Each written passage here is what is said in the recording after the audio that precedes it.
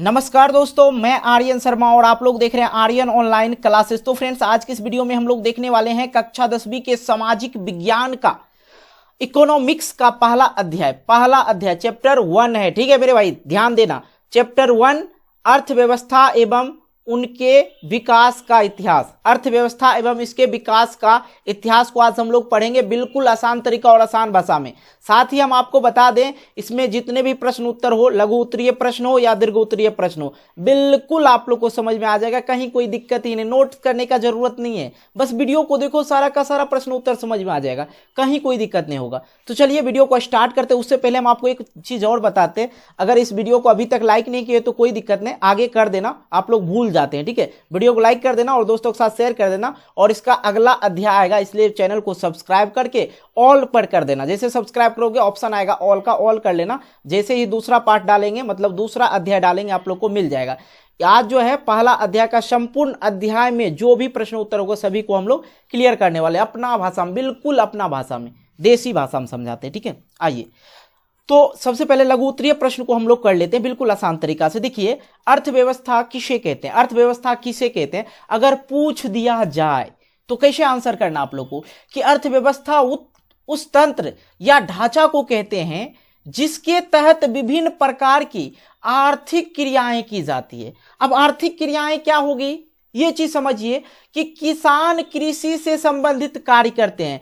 किसान क्या करेंगे? खेती में काम करेंगे। उद्योगपति जो है उद्योग से संबंधित कार्य को संचालन करते हैं, वो करते हैं। और श्रमिक वर्ग जो मजदूर हैं वो मजदूरी का कार्य करते हैं, श्रम का कार्य करते हैं।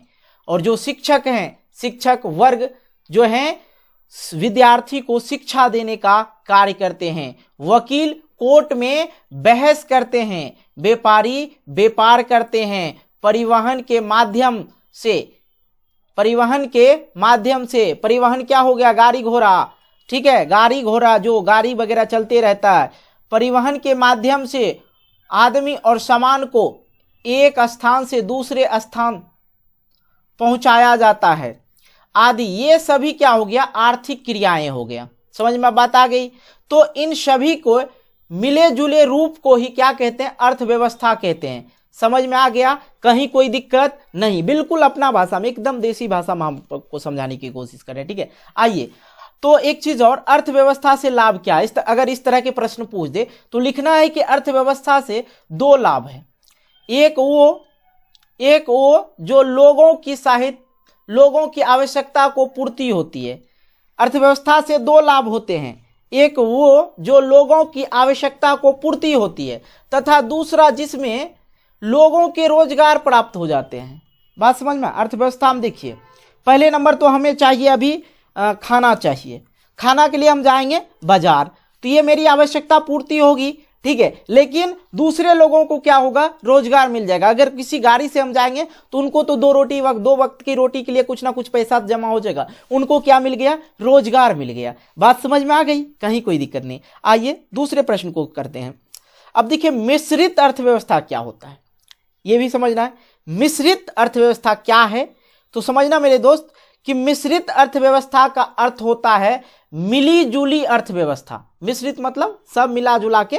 ठीक है, मिश्रित अर्थव्यवस्था वैसी अर्थव्यवस्था है जिसमें पूंजीवादी और समाजवादी दोनों प्रकार की अर्थव्यवस्था सम्मिलित रहती है, जिसमें उत्पादन के कुछ साधनों का स्वामित्व सरकार और निजी व्यक्तियों के पास होती है। नहीं समझ में आया? फिर से समझना। कह रहा है यहां पे कि मिश्रित अर्थव्यवस्था का अर्थ ये होता है कि मिली जुली अर्थव्यवस्था, और मिश्रित अर्थव्यवस्था वैसी अर्थव्यवस्था है जिसमें पूंजीवादी और समाजवादी दोनों प्रकार की अर्थव्यवस्था सम्मिलित रहती है, जिसमें उत्पादन के कुछ साधनों का स्वामित्व सरकार और निजी व्यक्तियों के पास होती है। मतलब वैसा जो गवर्नमेंट से भी हो, जैसे अर्ध सरकारी हो गया। एक सिंपल सी बात समझे तो अर्ध सरकारी स्कूल में क्या होता है? गवर्नमेंट से जुड़ा होता है, लेकिन किसी एक निजी व्यक्ति का भी तो होता है संपत्ति। इस प्रकार से समझ सकते हैं। तो भारत में मिश्रित अर्थव्यवस्था ही है। इस अर्थव्यवस्था को पूंजीवाद और समाजवाद के बीच का रास्ता माना जाता है। निजी व्यक्ति अपने हित के लिए उद्योग चलाते हैं, लेकिन सरकार जनता के हित के लिए उद्योग चलाती है। बात समझ में आ रही है? दोनों बात सेम ही ना है नहीं? निजी व्यक्ति अपने हित के लिए तो क्या चला रहे हैं? उद्योग चला रहे हैं, ठीक है, लेकिन सरकार जनता के हित के लिए क्या चला रहे हैं? उद्योग चला रहे हैं। अब देखिए अगला प्रश्न हम करते हैं, सतत विकास क्या है? बहुत ज्यादा VVI प्रश्न है, आप लोग अच्छी तरह से समझना। सभ्यता के जो सतत विकास है क्या है समझिएगा। सभ्यता के विकास के कारण प्रकृति से प्राप्त होने वाले साधनों का उपयोग जोरों से होने लगा है। उदाहरण के लिए कोयला, पेट्रोलियम पदार्थ, गैस, वन्य साधन, जल इत्यादि का उपयोग। अब मेरे भाई आपको समझ में आ गया होगा। क्या समझ में आया सर कि सतत विकास क्या है? तो आंसर करना, सभ्यता के विकास के कारण प्राकृतिक से, जो नेचुरल है, प्राकृतिक से प्राप्त होने वाला साधन का उपयोग जो है जोरों से होने लगा। उदाहरण के लिए ले लीजिए ना, कोयला, कोयला प्राकृतिक है। पेट्रोलियम क्या है? प्राकृतिक गैस, पेट्रोलियम क्या है? प्राकृतिक है। और गैस, वन्य संसाधन क्या है? गाछ वृक्ष क्या है? प्राकृतिक है। जल क्या है? प्राकृतिक है, हमने मन नहीं बनाया। जिसे हम बनाया वो क्या हो गया? मानवकृत हो गया, ठीक है। लेकिन जिसे भगवान ने बनाया, हमने नहीं बनाया, वो क्या हो गया? प्राकृतिक होगी, ठीक है। जैसे गाछ वृक्ष को तो हमने नहीं बनाया, वो गॉड ऑफ गिफ्ट है, ठीक है। जल इत्यादि का उपयोग अधिक होने लगा है। इस पर ध्यान नहीं दिया जाता है कि एक बार समाप्त होने के बाद यह पुनः प्राप्त होने वाला नहीं है। अब पानी ले लीजिए, पेट्रोलियम ले लीजिए, जो भगवान का दिया हुआ, अगर गाछ वृक्ष को आप संपूर्णतः काट देते हैं, पूर्णतः खत्म कर देते हैं, नष्ट कर देते हैं, क्या अपने मन से कभी होगा? आप वृक्ष को लगा सकते हो, उपज नहीं करवा सकते हैं। मतलब ऐसा तो नहीं है भाई, जब वृक्ष रहेगा ही नहीं तो कहाँ से क्या होगा? सारे के सारे एक वृक्ष को काट दिया जाए तो कहाँ से वृक्ष होगा? नहीं हो पाएगा, इसलिए पुनः प्राप्त नहीं होगी। दूसरी बात, पानी ले लीजिए, पानी का अगर आप दुरुपयोग कर रहे हैं तो पानी खत्म हो जाएगा। इसे भी आपको बता दें, पहले 80 से 100 मीटर के अंदर, मतलब पहले तो बहुत पहले की बात करें 50 से 60 मीटर पे पानी निकल जाती, लेकिन अभी 100-200 मीटर नीचे दिया जाता है पाइप, तब पानी निकल रही। इसका मतलब है पानी नीचे जा रहा है, धरातल में सट रही पानी, ठीक है। दूसरी बात यहां यह है कि इसमें पर्यावरण भी प्रदूषित होता है, अतः इनका उपयोग इस प्रकार मित व्यतीत पूर्वक हो कि ये जल्द समाप्त नहीं हो पावे, ठीक है, और अगली पीढ़ी के लिए भी बचे रहे। इसका तात्पर्य है कि आज का विकास भी ना रुके और ना भविष्य में भी रुके, विकास की गाड़ी आगे बढ़ती रही, उसे ही हम लोग क्या कहेंगे? सतत विकास कहेंगे, ठीक है। मतलब आप अपने लिए भी यूज कीजिए, अपने भविष्य के लिए, अपने अगले पीढ़ी के लिए भी उसे बचा के रखें। अब मान लिया जाए अगर वृक्ष काट दीजिएगा और वृक्ष नहीं लगाते हैं तो क्या आगे के लिए पीढ़ी के लिए वृक्ष रहेगा? नहीं रहेगा। इसलिए वृक्ष को लगाने के लिए सरकार का भी जोर दबाव रहता है कि वृक्ष नहीं काटा जाए। अगर रोड साइड में आपका घर हो तो आपको पता होना चाहिए, उस पर एक स्टिकर चिपका दिया जाता है, वो सरकारी हो जाता है और उसे नहीं काट सकते आप। अगर हरे वृक्ष को आप लोग कहीं भी काट दीजिए तो आप पे केस हो जाएगा। ये चीज चल रही, क्योंकि वृक्ष जो है प्राकृतिक का दिया हुआ है, अगर वो खत्म हो जाते हैं तो हमारे जो क्या है वातावरण जो है प्रदूषित हो जाएंगे, क्योंकि यहाँ तो धुआं हो रहा है। मतलब बाइक, मोटर, गाड़ी, कार सबसे तो प्रदूषित हो रहे हैं ना, उसको स्वच्छ करने के लिए वृक्ष की जरूरत होनी चाहिए, तो वृक्ष नहीं रहेगा तो कैसे होगा? आर्थिक नियोजन क्या है समझते हैं, आंसर समझना। आर्थिक नियोजन का अर्थ यह होता है कि देश की प्राथमिकताओं को ध्यान से रखकर, क्या है? आर्थिक नियोजन का अर्थ यह होता है कि देश की प्राथमिकताओं को ध्यान में रखकर देश में प्राप्त आर्थिक संसाधनों का उपयोग विभिन्न विकासात्मक क्रियाओं में किया जाए। ऐसी क्रियाएं पहले से सोच समझकर समयबद्ध तरीके से सामाजिक और आर्थिक उद्देश्यों को प्राप्त के लिए उपलब्ध संसाधनों का नियोजित एवं समन्वित तरीके से उपयोग किया जाए। इसमें मानव संसाधन को भी कार्य में लगना पड़ता है। यदि हम एक वाक्य में कहना चाहें तो कह सकते हैं कि आर्थिक नियोजन का अर्थ देश की प्राथमिकताओं के अनुसार देश के संसाधनों का विभिन्न विकासात्मक क्रियाओं का उपयोग करने से। बिल्कुल बात समझ में आई? नहीं आई? फिर से समझ लेना, जो चीज नहीं समझ में आया हम फिर से समझाने की कोशिश करते हैं। देखिए आर्थिक नियोजन क्या है, तो आर्थिक नियोजन का अर्थ यह होता है कि देश की प्राथमिकताओं को ध्यान में रखकर देश में प्राप्त आर्थिक संसाधनों का उपयोग करना, विभिन्न विकासात्मक क्रियाओं में किया जाए ऐसी क्रियाएं पहले से सोच समझकर समयबद्ध तरीके से सामाजिक और आर्थिक उद्देश्यों की प्राप्त के लिए उपलब्ध संसाधनों को नियोजित एवं समन्वित तरीके से उपयोग किया जाए उसे, या इसमें मानव संसाधन का भी कार्य में लगना पड़े तो लगना है। यदि हम एक वाक्य में समझाना चाहें आपको तो कह सकते हैं आर्थिक नियोजन का अर्थ होता है कि प्राथमिकताओं के अनुसार देश के संसाधनों के विभिन्न विकासात्मक क्रियाओं में उपयोग करने से है। समझ में आ गई? अब आ गई हो। चलिए कोई नहीं, अगले प्रश्न को करते हैं।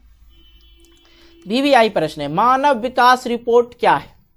मानव विकास रिपोर्ट क्या है समझना मेरे भाई। मानव विकास रिपोर्ट संयुक्त राष्ट्र द्वारा प्रकाशित किया जाता है। यह संयुक्त राष्ट्र विकास कार्यक्रम का एक हिस्सा है। विश्व के विभिन्न देशों से खासकर विकासशील देशों की तुलनात्मक शैक्षणिक स्तर, स्वास्थ्य की स्थिति, प्रति व्यक्ति की आय को ध्यान में रखकर यह रिपोर्ट तैयार किया जाता है। और मानव विकास के 3 सूचक है। पहला हो गया मानव आशा, शिक्षा की प्राप्ति, नागरिकों का जीवन स्तर, ये तीनों। समझ में आई बात? अगर मानव विकास रिपोर्ट पूछा जाए क्या है तो आंसर करना है कि मानव विकास रिपोर्ट संयुक्त राष्ट्र द्वारा प्रकाशित किया जाता है और यह संयुक्त राष्ट्र विकास कार्यक्रम का एक हिस्सा है जो कि विश्व के विभिन्न देशों में खासकर वैसे देश जो विकासशील देश हो, ठीक है, उसका तुलना करके शैक्षणिक स्तर से, स्वास्थ्य की स्थिति कि वहां के जो विकासशील देश है वहां जो स्वास्थ्य की स्थिति है कैसा है, प्रति व्यक्ति की आय जो है कैसा है, ये सारी चीज ध्यान में रखकर एक रिपोर्ट तैयार किया जाता है। उसके बाद मानव विकास के 3 सूचक याद रखना। पहला हो गया जीवन क्या कुछ आशा, जीवन में आशा या शिक्षा की प्राप्ति, नागरिकों का जीवन स्तर कैसा है। तो ये 3 रिपोर्ट जो है 3 सूचक होते हैं, जीवन आशा, शिक्षा की प्राप्ति, नागरिकों का जीवन स्तर, ये तीनों चीज होते हैं। तो समझ में आ गया मानव विकास रिपोर्ट। अगर दूसरे देश का हम तुलना नहीं करेंगे, दूसरा देश किस तरह से बढ़ रहा है तो अपना देश कैसे बढ़ाएंगे। वहां देखते हैं अगर वो विकासशील देश है तो उसका कारण क्या है, उस चीज को हम लोग गौर करते हैं और एक रिपोर्ट तैयार किया जाता है। तो मानव विकास रिपोर्ट उसे कहते हैं। समझ में आ गई बात? अब आइए हम लोग अब 6ठे नंबर प्रश्न को करते हैं। आंतरिक संरचना पर प्रकाश डालें। आंतरिक संरचना पर प्रकाश डालें। अगर भाई वीडियो को लाइक नहीं किया तो यार वीडियो को लाइक करना, दोस्तों के साथ शेयर करना, और चैनल पे नए हो तो चैनल को सब्सक्राइब करके ऑल कर लेना, ठीक है। आइए आंतरिक संरचना पे प्रकाश डालते हैं। तो देश या राज्य के अंतर्गत उसका आंतरिक संरचना जितना ही सुदृढ़ और विकसित होगा वह देश या राज्य उतना ही आर्थिक दृष्टि से मजबूत होगा। नहीं समझ में आई मेरी बात? आंतरिक संरचना मतलब अंदर क्या जो संरचना, आंतरिक मतलब अंदर, जो अंदर जो है संरचना पर प्रकाश डालें। अगर आंतरिक रूप से देखा जाए बिहार को या भारत को, इस प्रकार प्रकाश डाला जाए, इस तरह से प्रश्न पूछे जाते हैं कि आंतरिक संरचना पर प्रकाश डालें तो किस प्रकार लिखना है। देश या राज्य के अंतर्गत उसका आंतरिक संरचना जितना ही सुदृढ़ और विकसित होगा वह देश, मतलब अब देखिए अब अपना बिहार सुखद है या नहीं है ये आप लोग जान रहे, हम लोग जान रहे, विकसित है ये हम लोग अच्छी तरह जान रहे कितना विकास हो रहा है नहीं हो रहा है, ठीक है। वह देश या वह राज्य उतना ही आर्थिक स्थिति से क्या होगा, मजबूत होगा। अगर यहाँ पे विकास हो रहा है, यहाँ की नागरिक सुख से जी रहे हैं, तो मतलब जो है अपना बिहार जो है क्या है, मजबूत है, आर्थिक स्थिति से क्या है, मजबूत है, यही कहेंगे जी। तो आंतरिक संरचना को आधारभूत संरचना भी कहा जाता है, याद रखना है, ठीक है। इसके अंतर्गत बिजली, सड़क और परिवहन, गाड़ी घोड़ा जो चलता है, के अन्य साधन, संचार सुविधा, बैंकिंग, स्कूल, कॉलेज, अस्पताल आदि आते हैं। ये सभी साधन आर्थिक विकास के प्रमुख आधार पर हैं और इन्हें आंतरिक संरचना के साथ साथ आधारभूत ढांचा भी कहा जाता है। और आंतरिक संरचना जितना विकास होगा, वह देश या वह राज्य उतना ही विकसित होगा, ठीक है। अगर बिहार की बात करें, बिहार में अभी विकास नाम का कोई चीज़ नहीं है। क्यों नहीं है मेरे भाई? क्योंकि यहाँ पे ना तो कोई फैक्ट्री है। यहाँ के मजदूर जो हैं, प्रवासी मजदूर जो हैं, कहाँ जाते हैं? दिल्ली जाते हैं, पंजाब जाते हैं, हरियाणा जाते हैं। वहाँ पे वो अपना काम करते हैं, वहाँ पे वो रहते हैं, एक डेरा लेते हैं, रूम लेते हैं, वहीं पे उसका पहले तो 5,000 रुपया वही वो डेरा डंटा लेने में, खाना पीने में चला जाता है, ठीक है, पहली बात। और उसके बाद वहाँ पे 15 से 20,000 रुपया वो कमाते हैं, जिसमें अब 20,000 रुपया अगर कमा रहे तो भाई तो 15,000 रुपये तो घर भेजेगा। अगर बिहार में रहता, अगर बिहार में 3-4 फैक्ट्रियां अगर रहती, तो क्या बिहार के मजदूर दूसरे राज्य जाते? नहीं जाते। इसलिए बिहार अभी तक उतना विकसित नहीं हो पाया, लेकिन हो रहा है धीरे धीरे। ये नहीं कह रहा हूं नहीं हो रहा, हो रहा है, लेकिन धीरे धीरे हो रहा है, बहुत धीरे धीरे चल रही है। क्योंकि यहाँ पे सरकार के लिए, कुर्सी के लिए लड़ाई चलती है, मेरा होगा मेरा होगा, ठीक है, ये चीज चल रही है ना भाई। चलो, ये चीज समझ में आ गई। तो अगर पूछे आंतरिक संरचना पर प्रकाश डालें, तो शुद्ध वाक्य में इस प्रकार लिखेंगे, देश या राज्य के अंतर्गत उसका आंतरिक संरचना ही सुदृढ़ और विकास होगा, वह देश या राज्य उतना ही अधिक आर्थिक दृष्टि से मजबूत होगा। और आर्थिक संरचना को आधारभूत संरचना भी कहे जाते हैं।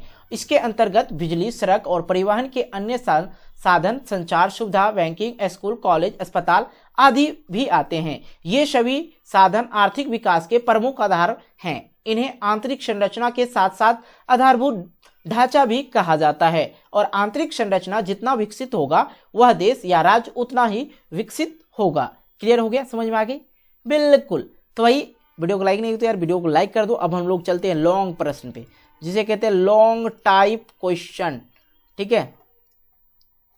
तो लॉन्ग टाइप क्वेश्चन कर लेते हैं। और ये जो प्रश्न आपको बताएंगे, ये बहुत ज्यादा VVI प्रश्न है, इसको नोट कर लेना, ठीक है। पहला प्रश्न है, अर्थव्यवस्था की संरचना से आप क्या समझते हैं? तो आइए समझाते हैं आप बिल्कुल अच्छी तरह से। देखिए, अर्थव्यवस्था की संरचना से अगर आप क्या समझते हैं, इस प्रकार के प्रश्न पूछे जाएं, अर्थव्यवस्था की संरचना से क्या समझते हैं, इन्हें कितने भागों में बांटा गया है। 2 प्रश्न है। पहला प्रश्न तो हम लोग को ये समझना है कि अर्थव्यवस्था की संरचना से क्या समझते हैं, और इन्हें कितने भागों में बांटा गया वो अलग चीज होगी, उसके बारे में हम लोग आगे देख लेंगे, ठीक है। पहले समझ लेते हैं अर्थव्यवस्था की संरचना से क्या समझते हैं। तो लिखना है मेरे भाई, अर्थव्यवस्था की संरचना से तात्पर्य उत्पादन के विभिन्न, यहाँ पे इस प्रकार लिखना, अर्थव्यवस्था की संरचना का तात्पर्य है कि उत्पादन के विभिन्न क्षेत्रों में इसके विभाजन से है। अर्थव्यवस्था में विभिन्न प्रकार की आर्थिक क्रियाएं होती है, जैसे कृषि, उद्योग, व्यापार, बैंकिंग, बीमा, परिवहन, संचार आदि आते हैं। मुख्यतः इन्हें 3 क्षेत्रों में बांटा गया। अर्थव्यवस्था को कितने क्षेत्रों में बांटा गया? 3 क्षेत्रों में बांटा गया। अब देखिए, जो क्षेत्र है, पहला क्षेत्र हो गया प्राथमिक क्षेत्र, दूसरा हो गया द्वितीयक क्षेत्र, और तीसरा हो गया तृतीयक क्षेत्र, ठीक है, तृतीयक क्षेत्र। अब इसके अंतर्गत कौन कौन से आते हैं काज, वो चीज आप लोग को समझना, और यहीं से आप लोग को VVI ऑब्जेक्टिव प्राप्त हो जाएगा, जो कि पूछा जाता है प्राथमिक क्षेत्र में क्या आते हैं। वहां दे देगा मछली पालन, मुर्गा पालन, आप लोग को पता होना चाहिए प्राथमिक क्षेत्र में क्या क्या आते हैं, ठीक है। तो प्राथमिक क्षेत्र की बात करें तो प्राथमिक क्षेत्र में मुख्यतः कृषि आता है, उसके साथ साथ पशुपालन, मछली पालन, मुर्गा पालन, वन्य वस्तुओं का संग्रह या प्राप्त जैसे व्यवस्था आ जाती है। ये सभी ग्रामीण के जीवन के आधार पे है। पहला नंबर प्राथमिक, और प्राथमिक आपको ट्रिक बता रहे हैं। प्राथमिक विद्यालय कहाँ पड़ता है? गांव में ही प्राथमिक पड़ता है, और शहर जाते हैं आप लोग हाई स्कूल के लिए। लेकिन प्राथमिक कहाँ है? आपके गांव में। और गांव में क्या क्या काम होते हैं? तो सर किसान होते हैं, मुर्गा पालते हैं, पशु पालते हैं, ये सारी चीज तो प्राथमिक क्षेत्र में याद हो गया ना जी। आइए द्वितीयक क्षेत्र को करते हैं, समझ लेते हैं बिल्कुल अच्छी तरह से। द्वितीयक क्षेत्र को किस प्रकार याद रखना ये समझ लीजिए।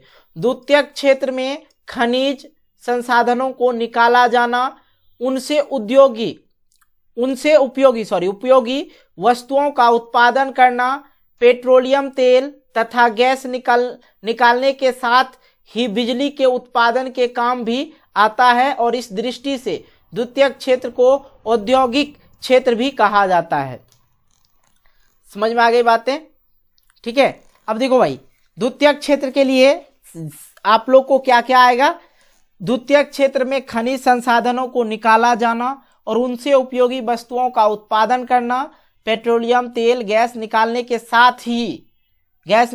साथ ही बिजली का भी उत्पादन का काम आते हैं। इसमें बिजली उत्पादन, पेट्रोलियम उत्पादन या गैसों का उत्पादन और खनिजों का उत्पादन, ये सब क्या आएंगे? द्वितीयक में। ठीक है, आगे देख लीजिए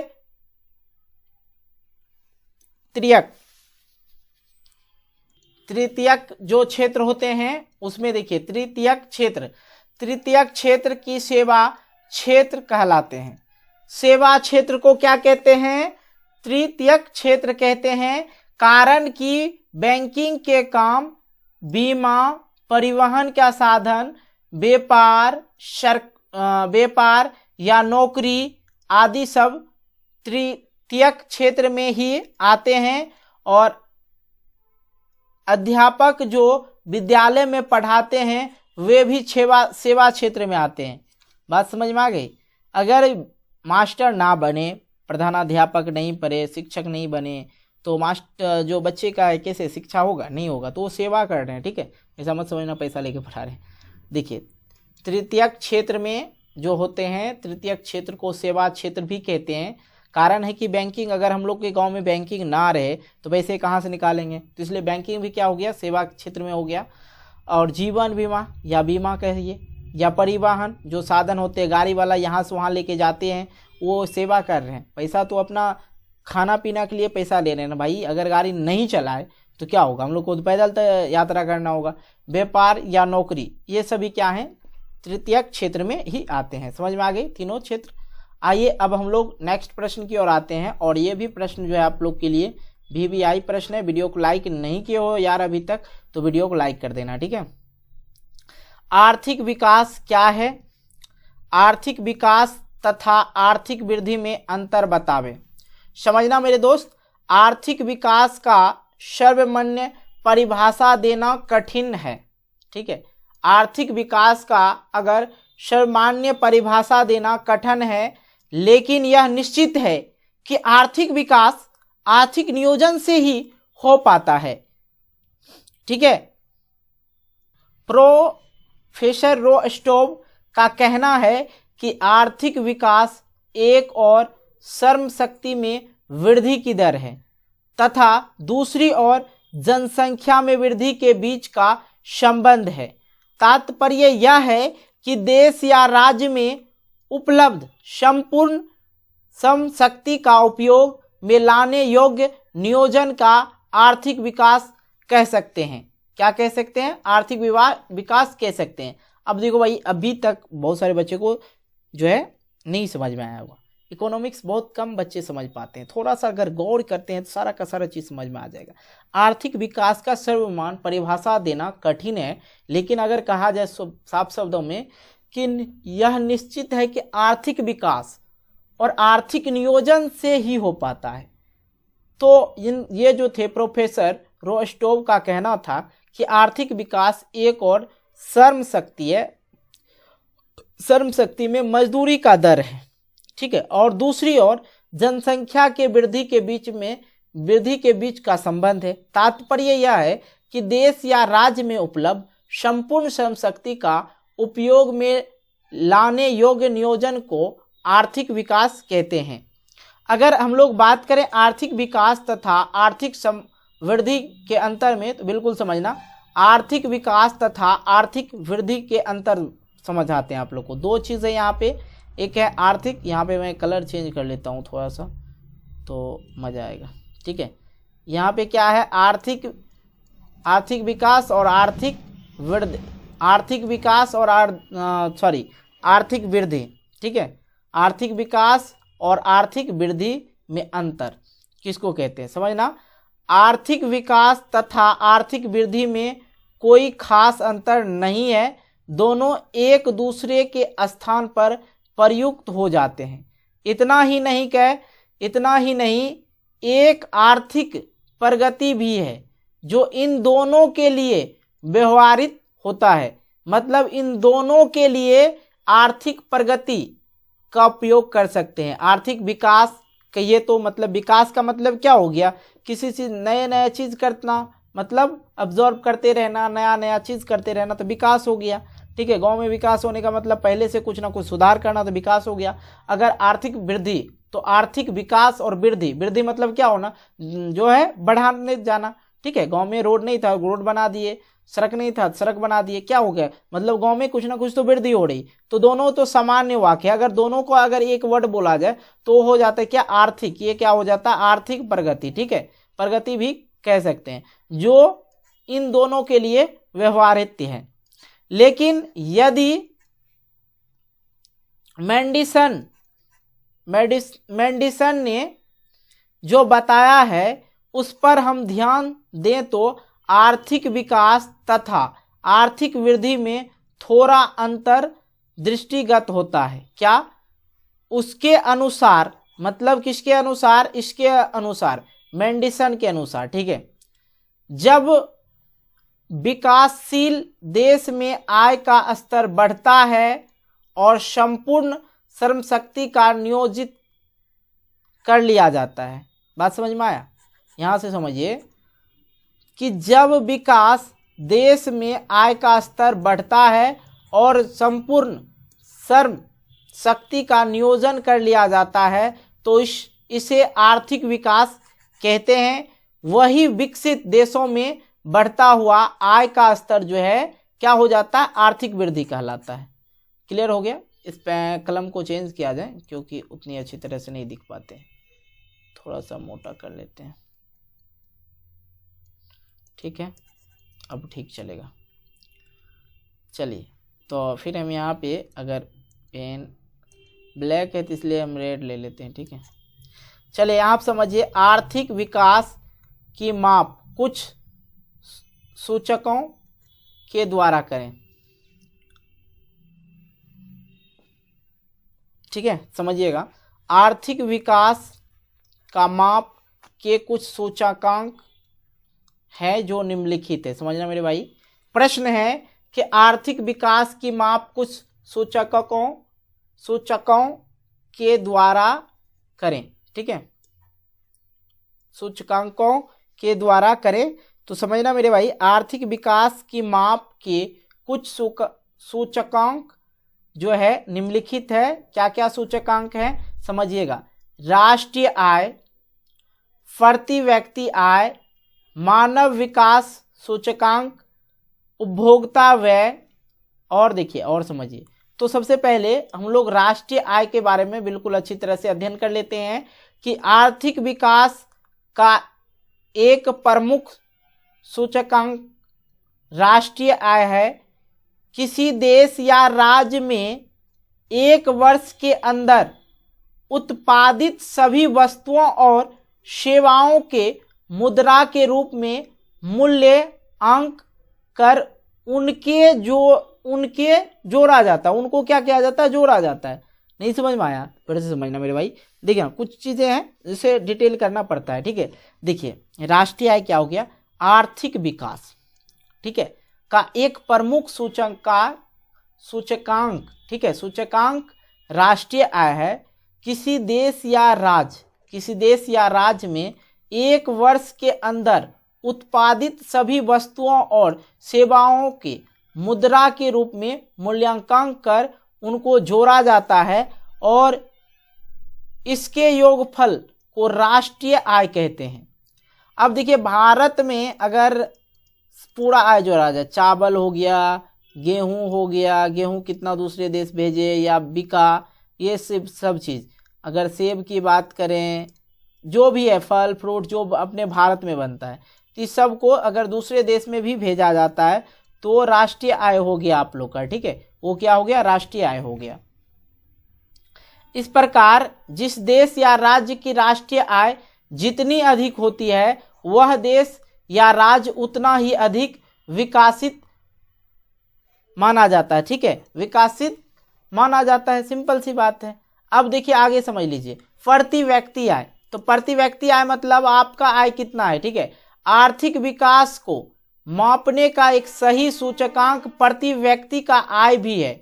अगर देश या राज्य में निवास करने वाले सभी नागरिकों की औसतन आय को प्रति व्यक्ति आय कहते हैं। क्या कहते हैं? अगर राम 50 रुपया कमा रहा है पर मंथ, तो इसका आय के क्या हो जाएगा, मोहन कमा रहा है तो मोहन कितना कमा रहा है, सोहन कितना कमा रहा है, ये प्रति व्यक्ति आय हो गया, ठीक है। ये बचा कितना रहा है, ये चीज़ हो गया प्रति व्यक्ति आय।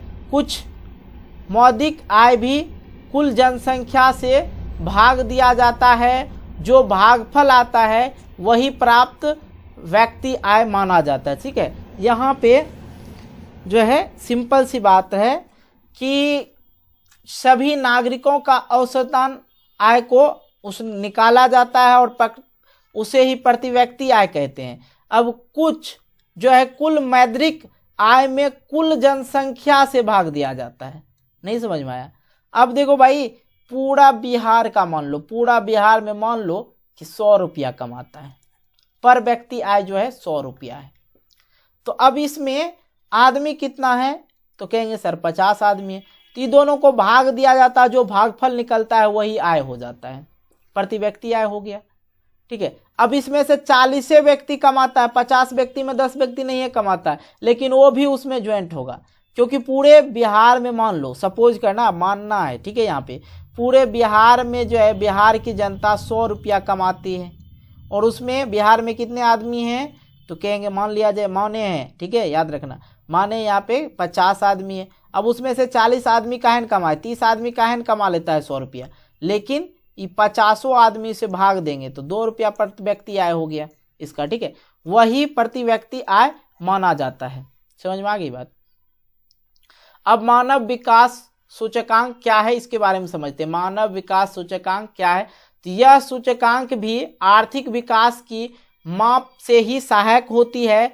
यह शैक्षिक स्तर, उनके स्वास्थ्य स्तर तथा प्रति व्यक्ति आय द्वारा आंका जाता है, और इसके भी 3 सूचक होते हैं। पहला हो गया जीवन आशा, शिक्षा प्रति और जीवन स्तर।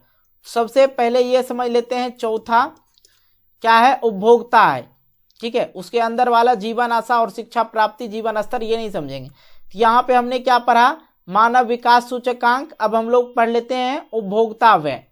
तो उपभोक्ता का व्यय भी आर्थिक विकास का एक सूचक हो सकता है। भारत का पहली राष्ट्रीय मानव विकास रिपोर्ट में बताया गया है कि ग्रामीण जनता का व्यय क्षमता में कमी आई है, वही शहरी जनता के व्यय में जो है काफ़ी बढ़ गई है। अब ग्रामीण देखो थोड़ा सोच समझ के खर्चा करते हैं, है ना जी। अगर 50 रुपया कमाते हैं ग्रामीण, तो सोचेंगे इसमें से 30 रुपया हम लोग खर्चा कर देंगे, लेकिन 20 रुपया सेविंग करेंगे, रखेंगे, आगे काम देगा, बाल बच्चा का शादी करेंगे, तो ग्रामीण में ये सोचा जाता है।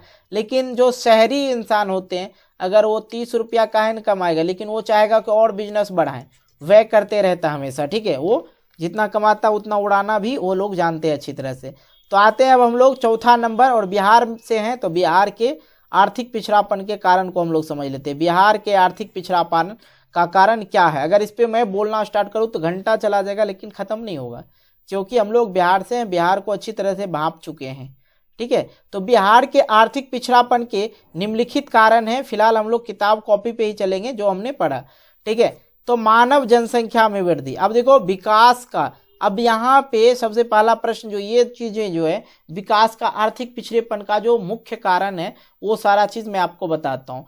तो बिहार में जो है जनसंख्या में वृद्धि का जो भी है बिहार का पिछड़ेपन का एक कारण है। ठीक है, बिहार में कुछ बंदे या ना बंदे किंतु जनसंख्या में अत्यधिक क्या होगी, तीव्रता से वृद्धि हो जाती है।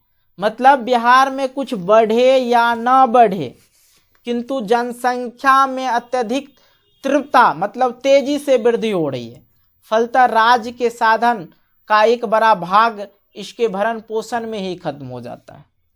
अब मेरे भाई अब बताओ, तो यहाँ पे क्या है, शादी किया 2-4 बच्चे को जन्म दे देते हैं। अब आप ये सोचो मेरे भाई, थोड़ा गौर करना। ठीक है, अगर आप 50 रुपये कमा रहे हो और आप उससे 2 बच्चे का भरण पोषण कर सकते हो, उसे पढ़ा सकते हो, लिखा सकते हो, बस 2 बच्चे का, तो आप क्यों ना 2 बच्चे रखो। आप यहाँ पे 5-6 बच्चे, 4 बच्चे, 10 बच्चे तक कर रहे हो, उसको खिलाते नहीं हो, सब्जी लेके बेचने के बैठा देते हो, ठेला पे जाओ बेच, उसे पढ़ा लिखा नहीं पाते हो, तो कहाँ से सबको रोजगार मिलेगा। तो अगर बिहार के आर्थिक पिछड़ेपन का एक कारण है तो जनसंख्या वृद्धि भी है। आइए कृषि पर निर्भरता, इसके बारे में समझ लेते हैं। तो बिहार के जो है कि जनसंख्या का अधिक भाग केवल कृषि पर ही निर्भर करता है, लेकिन कृषि एक हाल यहाँ बेहाल है। कृषि का भी जो यहाँ हाल है बेहाल है। यहाँ की कृषि काफी पिछड़ी हुई है। बात समझ में आई? किसान मेहनत करते हैं, उपज नहीं होता है बढ़िया से, बंजर जमीन में भी लगा के वो बो देते हैं अच्छी तरह से, और फसल लगाया 40 रुपया का अनाज आया 50 रुपया का, 6 महीने उसमें काम किया 10 रुपये के लिए, तो क्या फायदा है? कोई फायदा नहीं।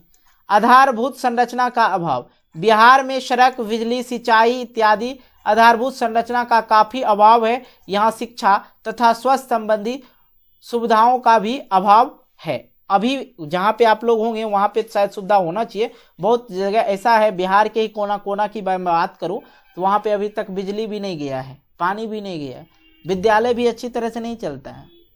ठीक है, आइए चौथे नंबर, बाढ़ और सूखा, ये भी पिछड़ेपन का बहुत बड़ा कारण है। बिहार राज्य का एक भाग से बाढ़ से तो एक भाग सूखा, एक बार क्या होता है, बाढ़ हो जाता है, पूरा बाढ़ आ गया, फिर सुखाड़ आ जाएगा, तबाह रहता है।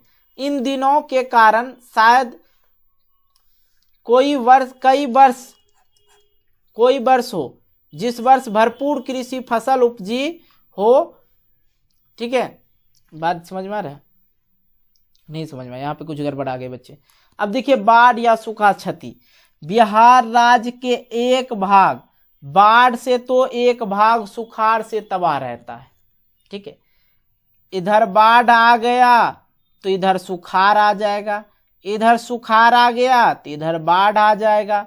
यही दोनों कारण से कई वर्ष निकल जाते हैं जिस वर्ष भरपूर कृषि फसल उपजी हो उसी वर्ष क्या हो जाते हैं, बाढ़ आ जाते हैं, और बाढ़ में सारा का सारा फसल डूब जाते हैं। समझ में आई बात? अब देखिए, औद्योगिक पिछड़ापन, बिहार के आर्थिक पिछड़ेपन का प्रमुख कारण उद्योग का ना होना, यहां मैंने पहले भी बात किया, और राज्य के बंटवारों के फलस्वरूप सभी खनिज संसाधन तथा बड़े बड़े उद्योग, ठीक है, झारखंड में चला गया। कहां चला गया? झारखंड में चला गया, और जिसके परिणाम स्वरूप बिहार आर्थिक क्षेत्रों में पिछड़ेपन होने लगा। अब देखिए, बिहार और झारखंड मिला हुआ था, बिहार प्लस झारखंड मिला हुआ राज्य था। ये बाद में जो है ये दोनों साथ था, ये बिहार ही कहलाता था। बाद में ही की किया, झारखंड हो गया अलग, और झारखंड जिधर से अलग हुआ उधर ही क्या क्या का था, खनिज संसाधन उधर ही था, बड़ा बड़ा उद्योग भी उधर ही था। किया, होशियार बन गया झारखंडी आदमी, इसने सारा का सारा माल उधर ही रख लिया, बिहार में सिर्फ बाढ़ और वगैरह वगैरह छोड़ दिए। बाढ़, पुल तूल यही छोड़ के गया, और कुछ तो छोड़ के गया ही नहीं। ठीक है मेरे भाई, तो ये चीज आप लोग अच्छी तरह से समझ गए होंगे। आइए अब हम लोग चौथे नंबर गरीबी का कारण भी पूछ लेते हैं। अब देखो भाई यहाँ पे गरीबी, ठीक है, गरीबी भारतवर्ष में यदि गरीब राज्यों की गिनती होने लगे, भारत में अगर गरीब राज्यों की अगर गिनती होने लगे तो भैया बिहार चुकेगा नहीं, तो बिहार का नाम सबसे ऊपर होगा। यहाँ के लोग की प्रति व्यक्ति आय औसत राष्ट्रीय आय से काफी कम है और बिहार के पिछड़े रहने का यह भी एक प्रमुख कारण है। और यहाँ पे है गिरी हुई अर्थव्यवस्था और कुशल प्रशासन का अभाव। यहाँ की जो व्यवस्था है, अर्थव्यवस्था है, बहुत ज़्यादा पिछड़ा हुआ है भाई, कह नहीं सकते हैं। और कुशल प्रशासन का अभाव, यहाँ पे जो है प्रशासन है, जो दरोगा बाबू, सिपाही बाबू जो भी हैं, वो भी सही से काम ढंग नहीं करते हैं। उन्हें सिर्फ चाहिए क्या भैया, पैसा चाहिए, पैसा जेब में लिया, कोई दिक्कत नहीं, तुम्हारा काम हो जाएगा। उल्टा सुल्टा काम ही करते रहते हैं। ये अपने बिहार की जो राजनीति है बड़ा खराब है। चलिए अब ये बिहार के पिछड़ेपन के दूर करने के कुछ मुख्य उपाय को बतावें, तो इसके लिए मैंने एक पहले ही वीडियो क्रिएट कर चुका हूँ।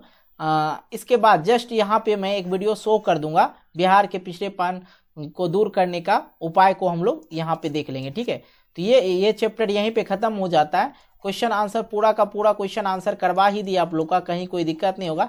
बाकी रहा ये प्रश्न, और ये प्रश्न यहाँ पे आप लोग को एक वीडियो शो कर देंगे जिसमें मैंने वो पहले से ही बना दिया, तो वो मैं नहीं चाह रहा हूँ कि ज़्यादा टाइम आप लोग कर लें, तो इसलिए ये जो है अध्याय यहीं पे खत्म हो जाता है। अगर वीडियो अच्छी लगी तो एक लाइक करना, दोस्तों के साथ शेयर करना, और चैनल पे नए हो चैनल को सब्सक्राइब करके नोटिफिकेशन बेल को प्रेस करके ऑल कर लेना, ठीक है भाई। मिलते हैं वीडियो को लेके, तब तक के लिए जय हिंद, जय भारत, वंदे मातरम।